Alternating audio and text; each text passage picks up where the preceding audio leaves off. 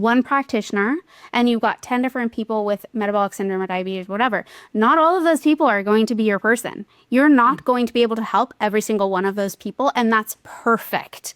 What's the difference kind of because you could probably be a good clinician to multiple different types of people, let's say, but it doesn't necessarily mean that we could be a good leader to multiple different types of people. You know, we can only kind of inspire and lead people whom we do have some of an energetic connection to, right? Like if I am on complete opposite sides and my opinions and everything are just not matching with someone in any way whatsoever, it's very hard for me to inspire them to make the changes that I'm going to make, even if I know the clinical side of it, right? And so 100%. Tell me kind of, what's the difference between those two, and how do you help people who are looking to start their online practice move from that kind of clinic brain into more of that leadership brain?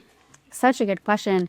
So the first thing that really comes to mind is like you could have someone, let's just say with blood sugar dysregulation, diabetes, metabolic syndrome, whatever you want to say. You could have one person who has this, and you could have 10 different practitioners, right, lined up. And only maybe one or two of those practitioners are actually going to be a good match for this person because of their worldview, their philosophy, the way they show up. Do they drop F-bombs or not? Like, you know, there's so many different little nuances that create a certain connection with someone. You could say the opposite is true as well, right? One practitioner and you've got 10 different people with metabolic syndrome or diabetes, whatever. Not all of those people are going to be your person. You're not going to be able to help every single one of those people, and that's perfect. Like, that's perfectly fine. Because if you don't have a mutual resonance, respect, understanding, there's going to be a disconnect. And they're not going to see you as someone that they can trust to lead them from point A to point B.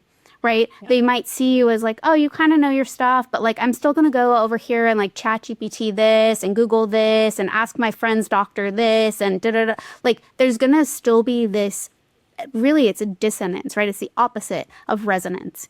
And so by showing up and really, again, I feel like everything we're saying is like going back to this, really being courageous enough to step in and own who you are, how you view the world, the philosophy that you have, the modalities that you use, really bringing that home is what's going to help you help the perfect person that is meant to be working with you. And like a lot of practitioners think, oh, there's like the online space is saturated now, or, you know, there's so much competition out there, or whatever. But again, these things that we're talking about here, these are the things that go back and create what's called a blue ocean, right? You guys know that concept? I don't know, but like the blue ocean is like, there's literally no one like you. Literally, yeah. There's no one like you.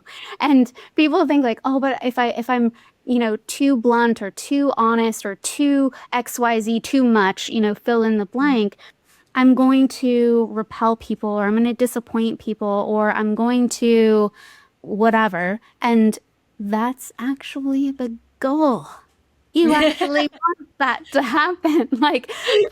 See, like when you think about a magnet, right? There's a magnet can repel or a magnet can attract. Both are necessary to be the magnet. You cannot just be magnetizing without being polarizing.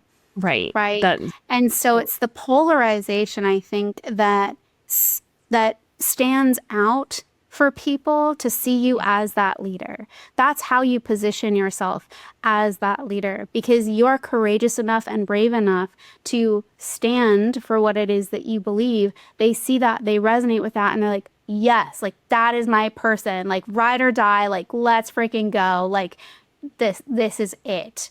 And there's a strong bond that's created there. And when that happens, that person is no longer ChatGPTing all the answers or Googling things or bringing things to you that are like challenging your perspective or your way of doing things or whatever. Like there's just like a, yes, let's do this together. We're going. Let's go.